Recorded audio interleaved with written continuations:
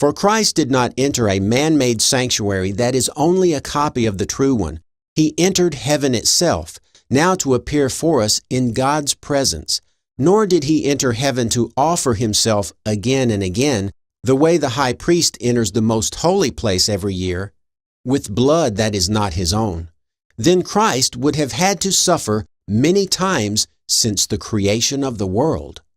Strangely, we keep seeing this same wording coming back over and over again, since the creation of the world, and this time in tandem with Jesus and his death.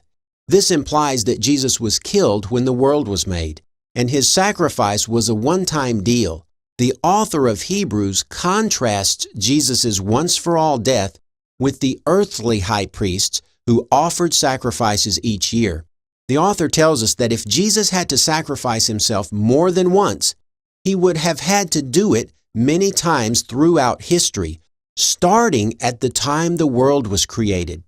This belies the underlying belief that Jesus' crucifixion actually happened at the time the world was made. But wouldn't it be nice if we could find at least one reference that just came out and point blank said, Jesus was killed at the time the world was made? Revelation 13:8. All inhabitants of the earth will worship the beast, all whose names have not been written in the book of life belonging to the Lamb that was slain from the creation of the world.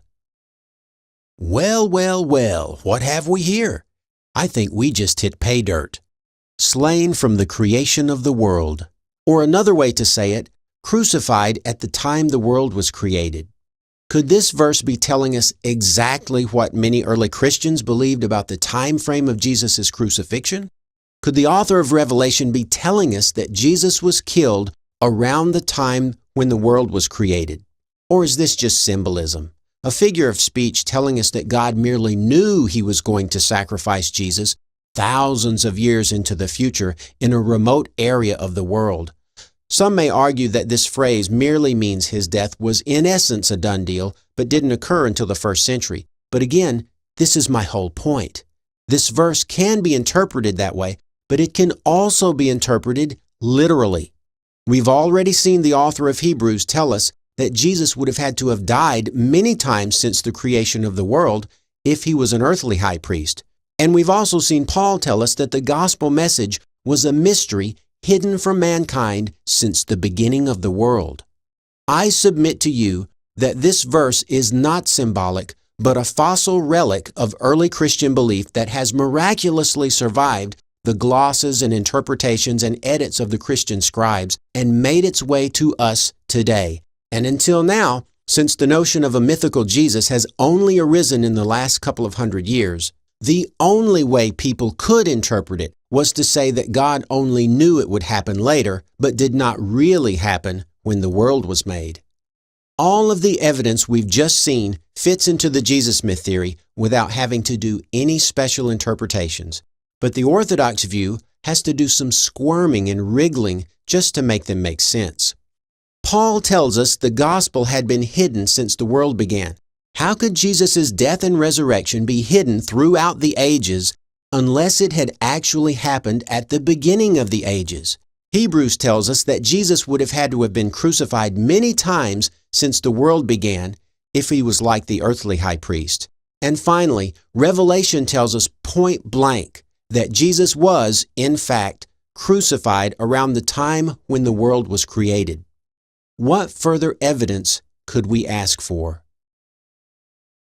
We've just seen many verses that say Jesus was existing before the universe was even created, and that it was created by him and through him. And we've also seen one New Testament writer say that if Jesus had to offer himself as a sacrifice more than once, he would have had to have done so since the beginning of the world.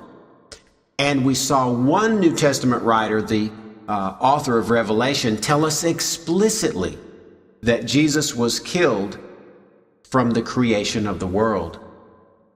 That's very peculiar if we think about the Orthodox view, which tells us that Jesus was killed sometime in the first century, maybe 30 years into it, in a small Middle Eastern region known as Palestine, on a small, tiny hill called Golgotha.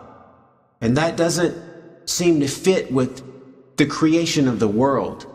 The creation of the world is so far removed, it doesn't seem to make sense in the Orthodox view. But in the Jesus myth view, Jesus would have been in heaven with his Father, and he could have been killed at any time in the past if he existed before the universe was created. He could have been killed when the world was created. And that's exactly what we saw supported in the verses that we looked at. Another piece of evidence that supports the Jesus myth theory. In the upcoming video, we're going to unearth another vestigial remnant of early Christianity, and it's going to dovetail into this piece you just saw quite nicely. And it's going to answer a riddle that hasn't been answered in 1900 years. I'll see you then.